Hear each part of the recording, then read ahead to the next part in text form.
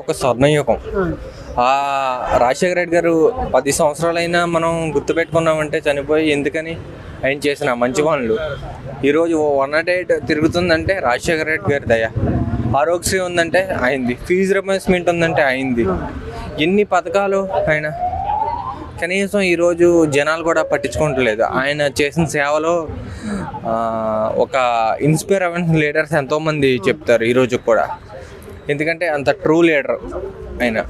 ఈరోజు ఆయన జయంతి చాలా బాధాకర విషయం. ఆయన నిజంగా చెప్పాలంటే ఉండటమైతే ఇంకా వేరే లెవెల్లో ఉండేది. ఇండియాలో దీని నెంబర్ 1 అంటే ఆంధ్రప్రదేశ్, సమిష్టిగా ఉండే ఆంధ్రప్రదేశ్ని ఒక రేంజ్లో తీసుకెళ్ళిన వ్యక్తి ఆయన. పోలవరం వచ్చిందంటే ఆయన భాగ్యమే అది ఖచ్చితంగా. ఆయన ఎన్నో మంచి పనులు చేశారు.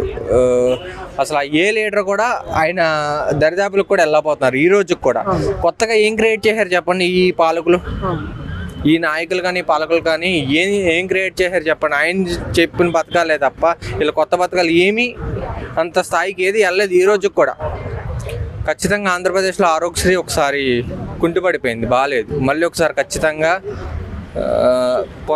వైభవం తీసుకురావాలని కోరుకుంటున్నాను. ఒకటన్నా ఇప్పుడు రాజశేఖర రెడ్డి గారి రాజకీయం నుండి మీరు ఏం తెలుసుకుంటారు, ఏం నేర్చుకున్నారు అంటే?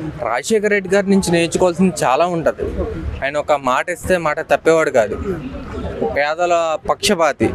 ఇప్పుడు నాయకులు కూడా గ్రౌండ్ లెవెల్లో ఏ నాయకుడు రాజశేఖర రెడ్డి గారు ఉన్న అవగాహన ఏ నాయకుడికి ఈ రోజు కూడా ఏ నాయకుడికి లేదు. ఇప్పుడున్న నాయకులు కూడా తెలుసుకొని కొన్ని ఆరోగ్యశ్రీయే కాదు కొన్ని నాయకులు కూడా హాస్పిటలైజ్ నైట్ 12 వెళ్తే ఏం జరుగుతుందని కూడా తెలుసు. ఒక ఎమ్మెల్యే కానీ ఒక మినిస్టర్ కానీ ఎవరు వెళ్తున్నారు చెప్పండి? మనం నెగ్గిస్తున్నాం ఓట్లేసి. కనీసం గ్రౌండ్ లెవెల్లో ఎలా జరుగుతుందని చెప్పి ఒక్క నాయకుడు అన్న వస్తున్నారా? ఏసీ కారులో తిరుగుతూ బంగ్లాలో ఉండటమే తప్ప గ్రౌండ్ లెవెల్లో ఏం జరుగుతుంది ఎవ్వరు వెళ్తలేదు. వెళ్తే ప్రజా సమీక్షలు ఏంటన్నది తెలుస్తుంది, ఒక అవగాహన వస్తుంది. ఇప్పుడు నైట్ 12కి రేవంత్ రెడ్డి గారు డిఫరెంట్గా వెంటనే నైట్ 12కి వెళ్తే గాంధీ దవాఖాన దేనికన్నా వెళ్తే అక్కడ ఏం జరుగుతుంది రియాలిటీ అన్నది తెలుస్తుంది. ఖచ్చితంగా ప్రతి నాయకుడు ప్రతి ఎమ్మెల్యే ఖచ్చితంగా వీక్లీ ఖచ్చితంగా మంత్లో 2 సార్లు ఏదో గవర్నమెంట్ హాస్పిటల్కి వెళ్ళాలని కోరుకుంటున్నాను.